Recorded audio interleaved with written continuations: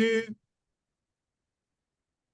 Travel and Things in association with Sun Destinations, iconic destinations with amazing experiences, present In Conversation With.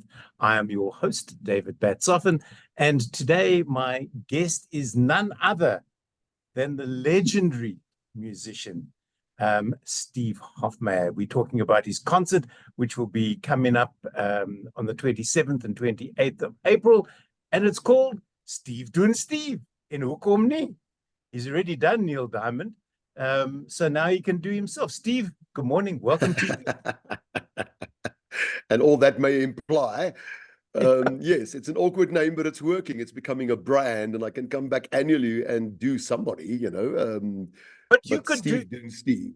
But you could do Steve Doen Steve for the rest of your life, because I mean, you've got more. Firstly, I have to say congratulations, 40 years in the industry. And I guarantee you there are detractors who are sitting and watching this going, we didn't think he was. No.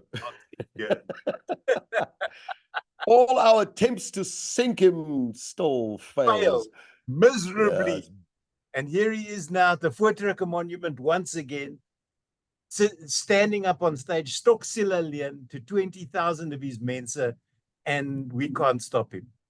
And more power to you, Steve. Really and truly. Yeah, thank you so much. Every now and then, when I'm less nice, I think I do this for my enemies, to outlive them, to outwork them, and to outcrowd them. You must have some of that spirit in you as well, the competitive spirit that says, you know, I will not go gently into that good night. I'm going to struggle a little more. Yeah.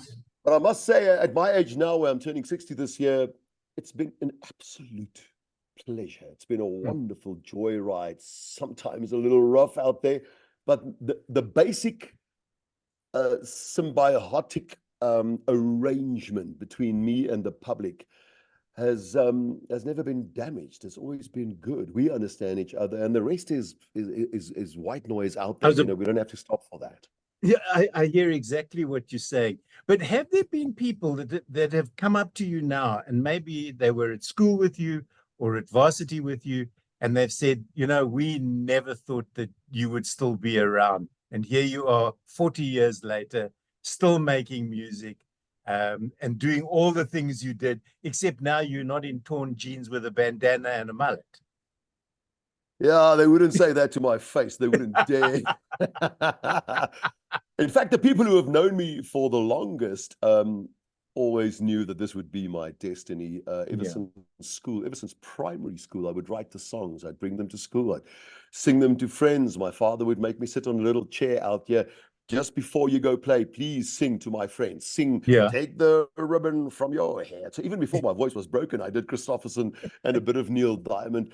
So it didn't look like there was going to be anything else. I think much more happened. So I'm very grateful for that. My career expanded into many other things. Obviously, the acting wasn't something that I had planned for. And then I fell in love with the discipline of it. I went to drama school to become a DJ, not to become a singer.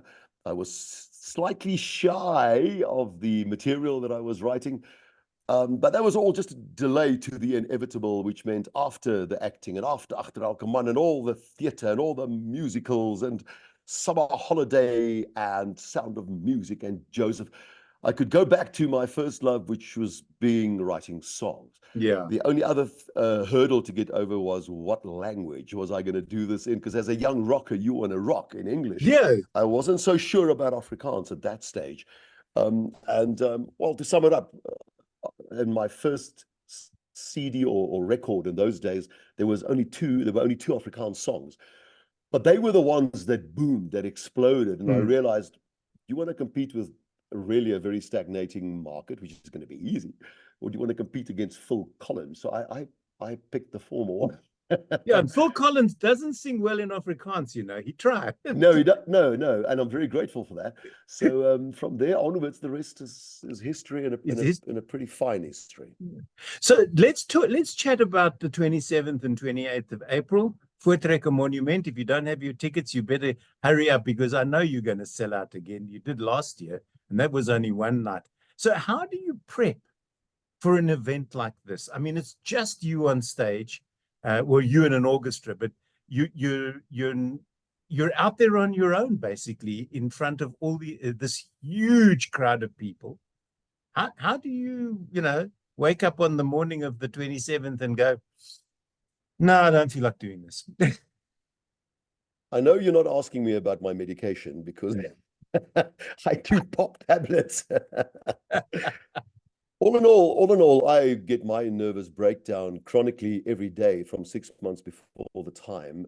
I think it's not Afrikaans grit where 30 artists go on stage and share the burden. You walk out there, I rely a little on, let's say, Neil Diamond, for instance, but he doesn't arrive in person. It's going to be your job for 2 hours to entertain the crowd.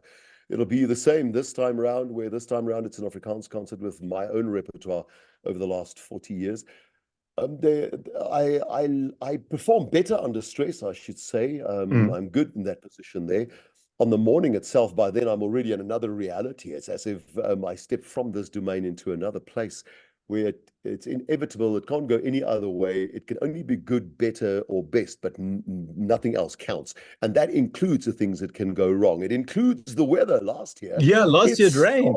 It gushed so badly that I thought maybe we should cancel, because an hour after start of, I was still standing underneath the stage watching all this water pouring down. And an hour later, when I walked onto the stage, I saw almost, I think, 15,000 sopping wet people who didn't move an inch. Including that was an incredible thing to see. Yeah. So if you wanted to know what real medication, that's the real medication. You walk out there and you give them the show of their lifetime, out of gratitude, firstly, and they stayed. So why would you not stay? So this time we started praying from January that the rain would come early, which it has. I hope it doesn't rain on the night, but it's been pissing on this side of town, and I'm very grateful for that. I hope it doesn't rain on the 27th. But you know what they say, Stephen? I think it's works in your situation as well. It's called doctor theater. And as an actor, you know this. You arrive at the theater, you feel lousy, you've got a cold or whatever. The curtain goes up, you step on that stage, and for the length of the play, or the length of the show, in your case, at the Voortrekker Monument, you're fine. You come off the stage and you fall in a heap, and the medics have to take you away. But for the time that you're on stage, you're fine. You forget about what's wrong with you. You really do. Oh, that's incredible. Often don't even know that you're ill, unless you. No, you did right. Yeah. That's why I use the word domain, because you go out of reality, you go into a kind of a altered spiritual space where sports people know this. Most people know this, where the challenges become surmountable. Yeah, you see it, and it can be done. I want to tell you about Al Debo now. He's been dead for many years. Very old artist. One of our oldest hits in Afrikaans is called Hasie, and that was a hit in like the 40s and the 50s. So when he was about 80 years old, he was already a very sickly old man, very thin. Everybody remembers Al Debo, the comedian, the movie star with the big eyes, the big round eyes. And, he, in the Tuka tour, where I toured with all the old singers, he really didn't want to do anything else. In fact, he wanted to die on stage. So I did it. I took him on stage with me at that age, but he was already on oxygen. He could hardly fly anywhere. I would make him a stretcher behind the big screen, and I'd make him lie there in his suit with his oxygen. And then when I walked to the front and sing Hasie, which was his big song, Hasie, Hoekom is jou stad so kort, he would jump up. He would rip off the oxygen. He would become Michael Jackson for 5 minutes. He would stand on stage amazed every night. This octogenarian just goes into this next level, and nothing spiritually, certainly not physically, definitely not, stops him. He sings the song, he goes back, he lies in the stretcher, he puts back the oxygen, and he's half dead until tomorrow night. So that's what happens to us. We go into an altered state. If you remember the movie Singing in the Rain, Fred Astaire, when he does the famous scene in the road with him jumping in the water, he had a temperature of 102, and he said to the guys, he said to the guys, I will film this if it kills me, but we're not going to stop because I'm ill. We can't afford to stop. But that's just the way things are. That's the spirit. That's the spirit. People don't realize, you mentioned athletes. Your team runs onto the field, and we won't mention who your team is. But your team runs onto the field, and it's exactly that. For 90 minutes, they have to perform. Doesn't matter what's wrong with them, they can collapse back in the dressing room and go on oxygen and do all that sort of stuff. And people don't realize that that's what people like yourself, when you step on stage, you have to do that as well. You have to perform for the 2 hours irrespective. You can't stop and say, excuse me, I have to go to the toilet, or I need to sit down just to breathe again. And it's hard graft, and people don't realize this. They think, Steve just works for a couple of hours once every now and again. But I challenge people to follow you on Facebook and realize just how busy you actually are. Almost every single day you're somewhere else, and you don't go from your home just down the road to the local pub.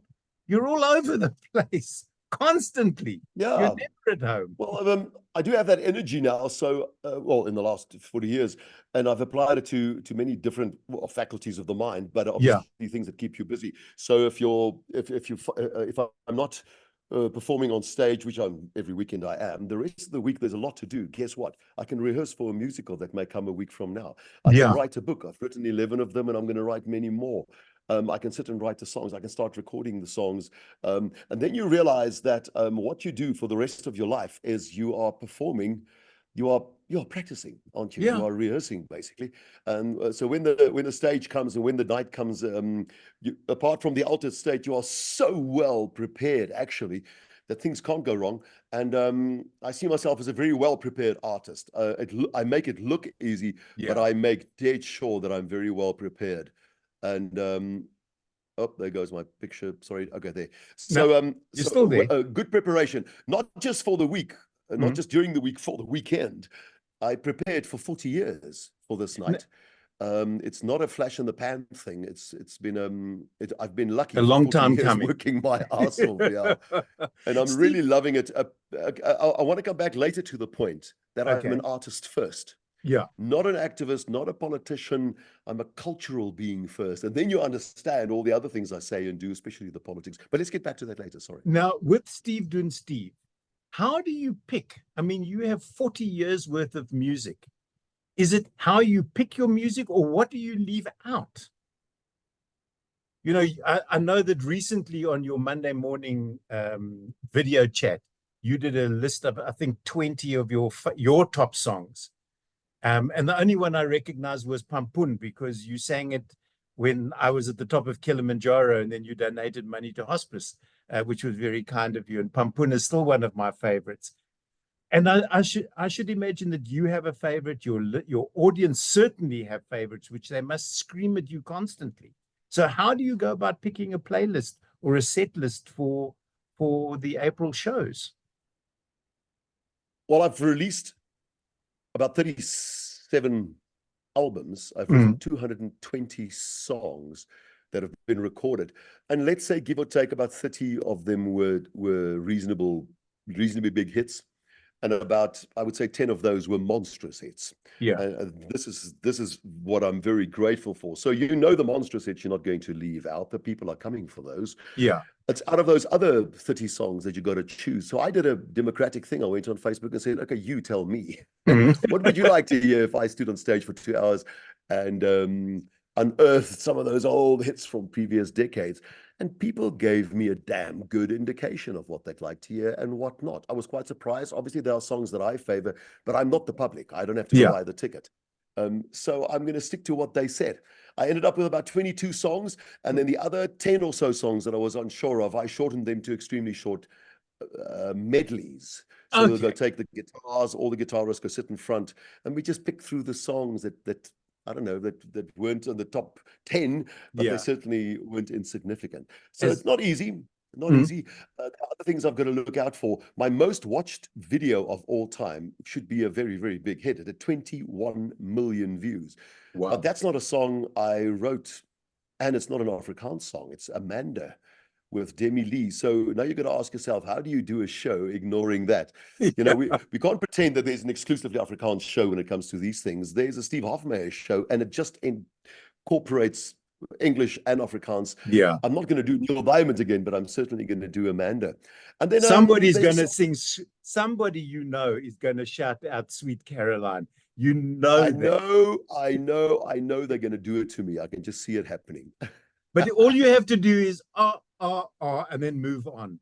But with that in mind, Steve, is there a song that you listen to maybe regularly, not one of yours, and you go, damn, I wish I'd written that?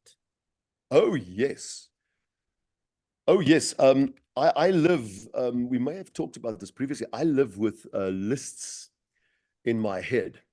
And these are lists that I keep. I've got them on the computer. These are lists that I keep of my favorite songs, my favorite art, my favorite classical music, my favorite poetry in Dutch, my favorite poetry in English and in Afrikaans, my top 10 cars, my top 10 computer games.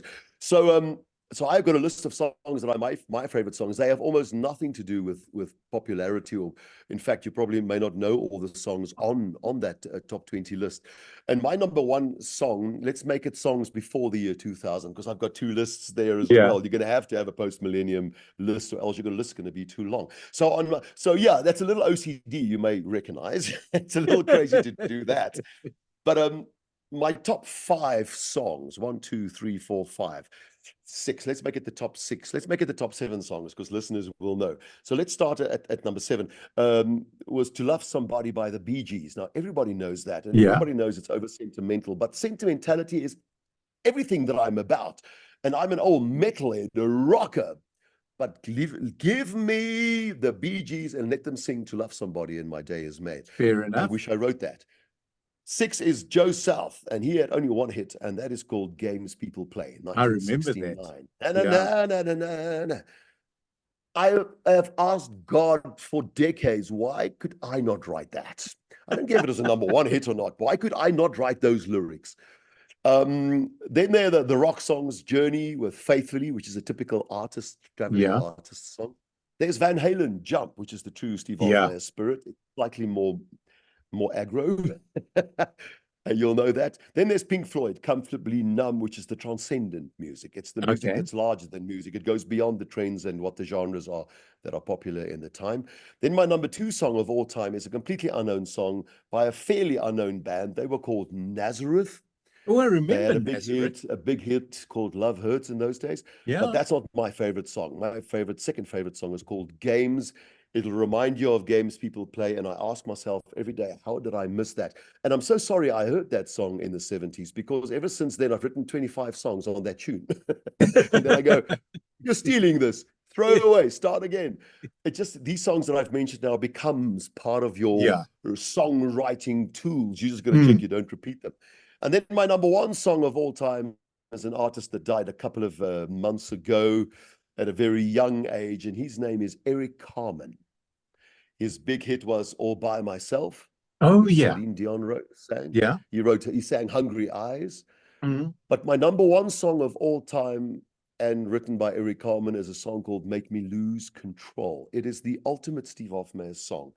It is none of the previous songs. There's something about a Cadillac with a cap down in a driving. There's a waitress arriving on roller skates, and that's and the castanets in the song. Why would you put castanets in a rock ballad? But they're there. And turn the radio up. Oh, wonderful! Thank you for sharing those. Yeah, I thought I'd give none you of those are songs. going to be. You're not going to sing any of those on the 27th or 28th, but now at least we know a little bit more about you.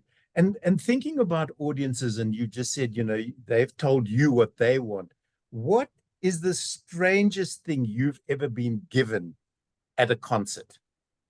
Because I know last year, because of the rain, somebody gave you a towel to sit on. I remember that. No, that's the least of the strange things I've received. My friend, I can't start singling things out. It's as if every weekend, not year, weekend of my life renders the craziest requests. I was once taken out to go sign on the guy's car, a BMW. I've signed on an Audi, the sports car. What is that? The little Audi. I've signed on it, and I love cars. I don't know how you can take a pen to a car. To a car. But the lady insists, so I'm signing on the card. You know, when I had a very bad medical year, 2008, I had a punctured colon and I had to wear that little bag, which is an Yeah. awful thing. One shouldn't repeat in public. But I did it and it was reversed and I healed, and I'm sitting here 20 years later and I'm feeling fantastic. You will not believe the amount of those bags that I got backstage with people writing me a message on them. Just because those bags were such taboo, people were so glad that somebody said something about it. I would Yeah. get love letters written on the bag. It's called a colostomy bag. Don't Colostomy Google bag. it. Yeah. Yeah, Yeah. don't go there. I'm just saying those are the things that have happened. But then I you've have got had people. animals named after me, pets named after me, and I've got to go meet them and have a photograph taken on the farm with a new koei called Steve or Bruce Bayers or whatever. So yeah, I know, joyous times. I Yeah. laugh a lot, but I see people take it seriously. And then of course you've got people like Louise and Henrik who have been fans of yours for 1,000 years. We can't talk without mentioning them. And the food that they Wonderful. bring you in droves. Those Herzogis I know are coming on the 27th and 28th because I've spoken to them and Absolutely. they booked their tickets last year already. The moment you finished your show last year in April and you said tickets are now on sale, they already bought theirs. But they're representative of an army of people that you They build up are. through the decades. You will They always be are grateful indeed. to them. I can never call them fans anymore. They've become friends. You know, Yeah. we can talk to each other. We speak to each other daily, even if it's just on social media. And there is Louise still with this library, this directory of photographs, which she rehashes and Yeah. reminds you of Desuditus 2004. I'm sure you, Really because I special know people in I've my got some life. of those on my wall that she sent me from those 11 years that we worked together on This. I do. The other thing, of course, is if we ask what the strangest thing you've received, what is the most embarrassing thing you've ever been given on stage? Not backstage where nobody can see. What has somebody either thrown at you or literally walked up to the stage Oh, and said, Lord. yeah, take this, I dare you. Not Aside too from what I much. asked you to Apart from sign, the bras and the panties, yeah. which I get. And And as you aside get from what older, I it's not asked sexy you to anymore. sign last year, which we're not going to talk about. Well, as far as signing on strange things, I've signed on bluebell testicles, which is very special for me. I would not say no, but it's slightly awkward. Um, Broken people, plaster of Paris, hospitalized things, people who make real extra trouble to get patients in. Yeah, I don't know.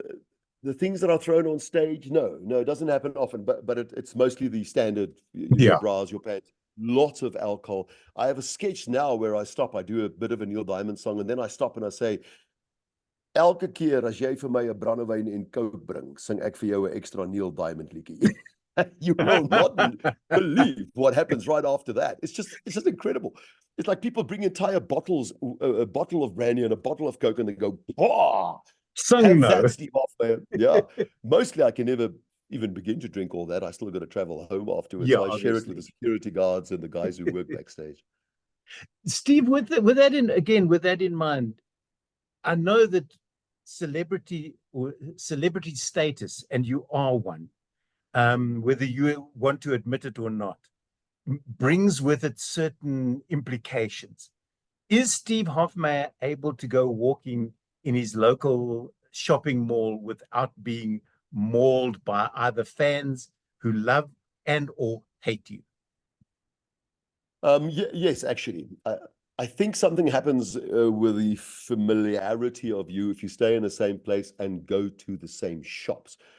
All in all, I find going out somewhat troublesome, so I stay at home and let my wife do all the heavy carrying and the shopping. I'm not a guy who's going to walk around a mall for fun, that's for sure. Right. I have never, almost never, in fact, I probably can't single out one time in my life that someone treated me negatively. Not white people, not black people, not strange people. I've always it always brings a smile to someone else's face if you see somebody famous. It seems that's Mm. the reaction. You get a lot of that as well. So I think that needs to be said. The craziness happened when you were starting off, when you were a novelty, when you were 21 and you start appearing on TV. People go out, younger people would go out of their minds. Older people always thought I was the Antichrist. They were terrified of me. I've entered an elevator where all the old people leave. They just walk out. They go, sorry, we can't share an elevator with you. And then I know my character on TV did something last night, which he shouldn't have done. Um, when I say troublesome, I don't mean negative, but Yeah. the problem is that when people come to me and say, can I please have a photograph with you? I have not once in my life said no. I have not once in my life said, sorry, I'm busy, or I can't, or I don't have time for this. But that is why I think it is my problem then not to go out if these things are going to become Parent. cumbersome, But Yeah. they're not. I stop, I take the smile. People don't want more than their pound of flesh, but they will They'll claim what ask they for it. need. Yeah. Yeah, they'll ask. And all in But all, now that I'm living in Pretoria again, I can see there's a lot of traffic out there for me. But I've loved people all my life. I come from a town where my maat my met die houtlepel gedonder. yeah. If you started getting airs or any Yeah. arrogance or anything. So I I've think just I've stay never, real. yeah, I've never Hmm, quite understood celebrities who've beaten up on people who've asked for a photograph. I don't mean people who are pushy and who become insistent, I but if they I ask agree. nicely, it's I because of agree. them that you are where you are. It's as simple as that. Because I agree. they've made your sales. Because without I them, agree. you'd be a singer that nobody knew, the one-hit Yeah. wonders, because Yeah. you don't want to be that. But then I, again, come the 27th and 28th of April, it's difficult for you, and I know you tried to do it last year and then gave up, to walk through that crowd and shake everybody's hand, because we would have been there past midnight. But yeah, knowing yeah, you, I do, you given half a chance, you would have gone row by yeah. row, In shaking fact, hand. I went off stage and said I'm going to do it. You did. I'm going to shake everybody's hand, and about 15,000 people went, "You're going to what?" Yeah. But luckily, there was a sketch as the intro of a song. Yeah. But I tell people I'm going to shake everybody's hands because I'm grateful and I'm going to thank you. This is going to take until 12 o'clock. If you want to go pee or smoke, do it now. All Yeah. right, let's start. And then I go, hello, hello, hello. And then, of course, hello again, Well, hello, starts the Neil this is Diamond it. song. That's just Yeah. the sketch. Yeah. Yeah, but I'm very grateful. I've been eternally grateful. There's always time for a quick photograph or a quick sign. You do get people that you do get a situation where you're extremely late and you've got to get into that vehicle now. Yeah.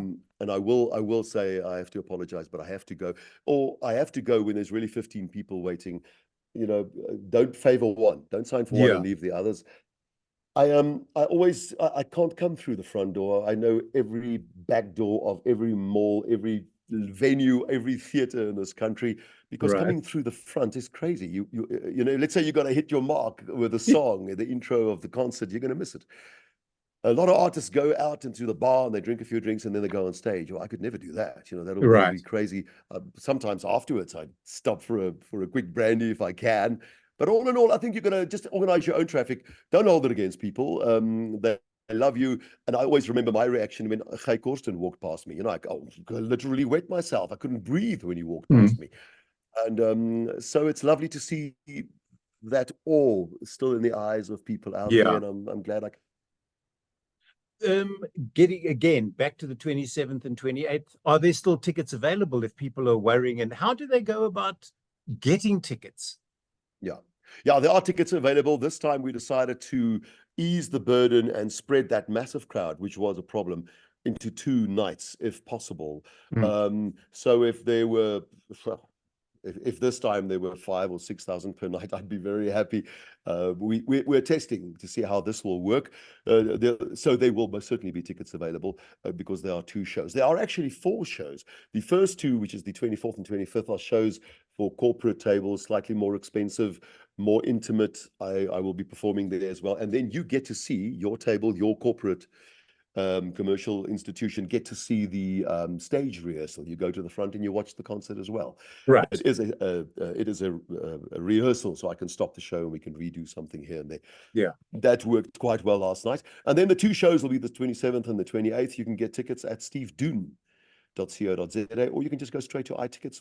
It will be there. But I have to warn you not to try any other I websites for was tickets. just You will about to not say, because believe. Yeah. yeah, I know you do this every Monday. You go when you do your video on Facebook. You always say these are the official sites, because there are people out there who will take your money gladly and you will get no tickets in return. You will not believe how many years later people still fall and walk into the trap. They say, we've bought tickets, we've received nothing back. Then I know. I know Yeah. the name of the site you went on via Google or whatever. I actually place screenshots on Facebook so you can see what these sites look like. It is just incredible out there.